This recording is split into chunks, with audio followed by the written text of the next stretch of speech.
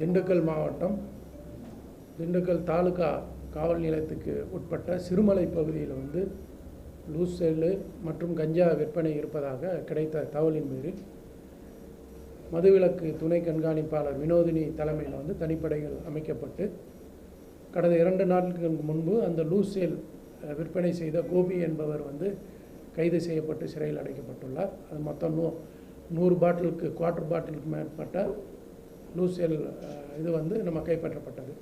அதுபோல் இன்றைக்கு வந்து சிறுமலை பகுதியில் வந்து ரஞ்சிதம் என்ற ஒரு கஞ்சா அக்யூஸ்டை பிடிச்சிருக்கோம். அவர் வீட்டில் இருந்து 6.2 கிலோ கஞ்சா வந்து பறிமுதல் செய்யப்பட்டுள்ளது.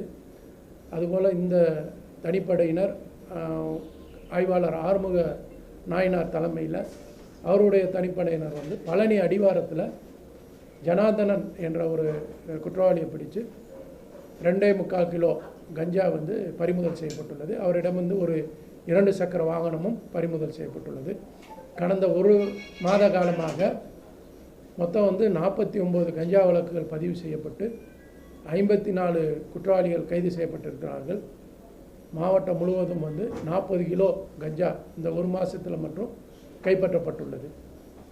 ஸோ இதுபோல் வந்து போதைப் பொருட்கள் கஞ்சா அல்லது வேறு குட்கா போன்ற பொருட்களை வந்து வைத்திருந்தாலும் விற்பனை செய்தாலும் கடும் நடவடிக்கை எடுக்கப்படும். சட்டப்படி அவங்க மேலே கடும் நடவடிக்கை எடுக்கப்படும்.